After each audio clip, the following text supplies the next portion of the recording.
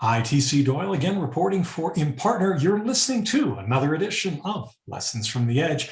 We talk a lot about customers here at Impartner, and we've got somebody who really has their pulse on what they're doing, and in particular, what they're doing in marketing, through partner marketing in particular. So it's Robb Franks. He's the Director of Sales Engineering here at Impartner. Robb, thanks so much for taking the time today. Thanks, DC. Pleasure to be here. Oh, it's great to have you. I want to talk a lot about partner marketing, what's possible, budgets, capabilities, etc. But for those that don't understand your role, let's describe it a little bit for us. Give us some background as to your career. Yeah, I oversee from a worldwide perspective pre-sales activities, specifically around engineering and architecture. So a lot of solutioning with our prospects and customers, trying to solve problems on the enterprise level. I came over to Impartner from about 10 years within the marketing automation space with a company called Unica, IBM, and then Marketo. And the way that I was sort of attracted over to Impartner was because of the heavy influence of marketing automation principles for not only partner management, but for through channel marketing automation as well, which I think is just a massive value add to partner programs that have a loyal partner following with an extensive network. I think something that is untapped and underserved and really ready to explode. All right, let's talk about that untapped nature, because depending upon who you talk to, the ability to market through partners, if you're a vendor of a product or good or service, is a remarkable opportunity. And yet there seems to be so much consternation around it. Some partners are not great at it. Others are whizzes. There's a lot of doubt as to whether it's even possible. So kind of frame the conversation before we dive into it. Why is there so much consternation around partner marketing today? Well, I think in part it's because of the opportunity that marketers see and the underserved technology that needs to support a good TCMA strategy. So let me first talk about the opportunity. So I think if we look at leads, the best lead that you can hand a marketer, I think, is a referral. You've got a satisfied client, you've got a friend, you've got an advocate, and they refer you to somebody. The close rate of that type of lead is off the charts. Those are the brass rings of leads. The other side of that spectrum is the cold prospecting that we all know and love. Well, I think the partner generated lead is much closer to a referral style lead than it is a cold prospecting. It's leveraging their existing contacts, their networks, their localized institutions. That's exactly right. There's an established relationship already. And then whenever you have somebody who you trust say, hey, I think you need to take a look at company X, there's already an inherent value to company X. So again, I think there's tremendous potential that marketers see that is untapped within their partners, clients, and networks. On the challenge, I think what adds to that consternation is how do I unlock that network, and how do I do it in such a way that it's attributable and scalable and easy for the partner to do. So let's talk that. Let's tease that out, and let's localize it maybe to the tech space to kind of give it some framework for the conversation. So before we talk about tools, capabilities, and automation, let's talk about realistic expectations. What are you seeing that successful vendors are doing with their partners and their extended sales agents today? What's realistic in terms of expectations, and what is off the charts? That ain't going to happen no matter what you do or how good you implement any tool. Yeah. So again, aside from the technology, those brands that turn on the ability for partners to market on their behalf and sort of turn on a software and wish the partner well and cross fingers and hope it works, always fail. I don't care how good the technology is. So what we're seeing is that there has to be a nurturing component in rolling out through channel marketing. The value for the partner has to be explained. The expectations have to be set. And I think it has to be rolled out incrementally. Even in the TCMA space, there's, email, social, Google, SEO. I mean, it can get fairly complex fairly quickly. And if we provide all those wonderful tools all at once, I think even for the most sophisticated marketer, it becomes overwhelming. So I have a story that I've been telling as of late, just because it's top of mind, where we were working with a very large telecom provider here in the US. They had a TCMA platform. We were working with them on a side project, and I had just briefly mentioned something about TCMA, and the folks that we were working with said, "Rob, we're completely happy. It's working great. We spend about $150K a year. We spent 9 months developing the solution with the vendor, and it's there. It's not on the table for you guys to take a look at." And I said, "That's great." I said, "Can you just share with me some of the metrics that are coming out of that? Like, how many leads are being generated out of it? How many partners are logging in to it? How many campaigns are being run?"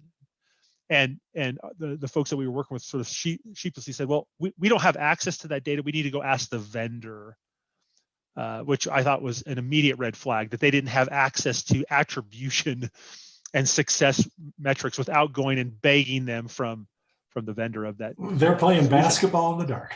Yeah, exactly. So anyway, they came back and said, "Okay, Rob, so maybe we were wrong. Yeah, we're spending $150K a year. We've had 7 campaigns run by 13 partners, and we've had 2 leads generated in the last 12 months." And I just said, well, I didn't say anything. They said, "And maybe we could think about, how to do this better." So on the flip side, I saw a brand of ours, a client of ours, that had a small number of partners, about 60, but were large partners. And they sort of wagged the dog a bit. They sort of dictated to this company that which they were willing to do. And it wasn't a lot. They wanted to be white gloved. And I watched this brand through TCMA hand over some automation to these large partners that within hours had a syndicated site set up, had clicked 5 buttons and launched a social campaign, and had leads flowing in within a week. Now, I don't know how those leads have translated. It's a pretty new use case, but when you can get a large partner to adopt technology without a lot of hand-holding, without that white glove experience, which just is so expensive nowadays to do and not scalable. But if you can succeed, I think, for a partner that's sort of set in their ways and is typically asking for a white glove experience, if you can get that partner to add a syndicated site and to click the button and start the campaign, I think you're well on your way to finding some tremendous success as you tap into those large networks. Tell me, what can I get with automation? What is the automation capable of doing today that maybe isn't intuitive to a lot of folks, even practitioners in channels today? So let's think about the brand. We'll give value for the brand or the company that's offering TCMA. We'll give value to the partner who's taking those tools from the brand and using them. And then I don't want to forget the end consumer of the marketing campaign. So let's talk about those 3 audiences. So if I'm a brand owner, what keeps me up at night is the protection of my brand. I don't want anybody to say anything that's either incorrect or in a negative light about my brand. And in partner marketing, sometimes you sort of, again, cross your fingers or throw salt over your shoulders or rub chicken bones together, hoping your partners represent your brand accurately.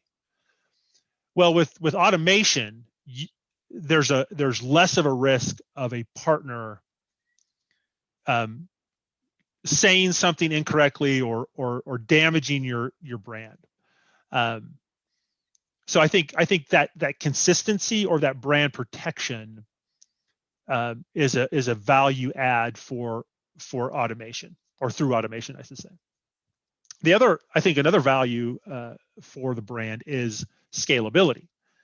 The tools on the market today had to be white glove. They had to be rolled out individually to every single partner. And the hassle of doing that and the expense of doing that really sort of, I think, bookended the number of partners that would actually be able to use any form of tool set.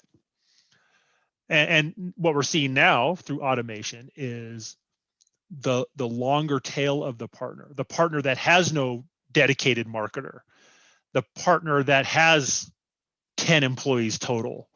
We are seeing the adoption of technology by that less sophisticated, smaller partner.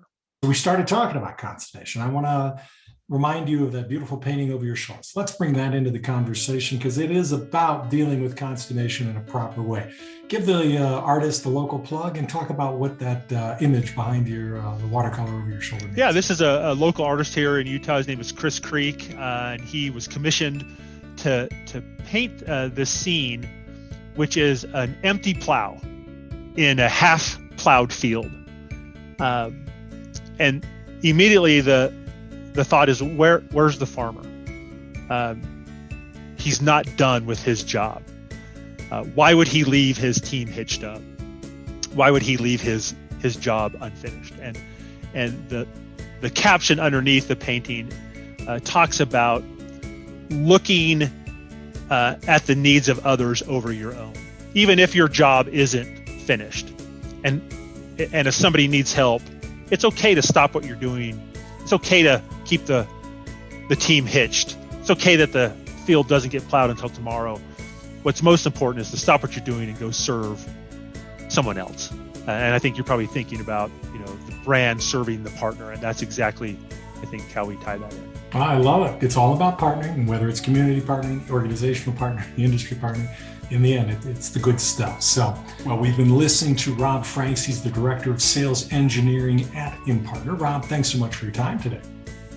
My pleasure. Really appreciate you having me. Well, it was a great conversation. And for those that are interested, we will include in our show notes a link to Chris Creek's artwork that you can find and look for that at the bottom of the text. But this is TC Doyle. You've been listening to another edition of Lessons from the Edge. Thanks for tuning in.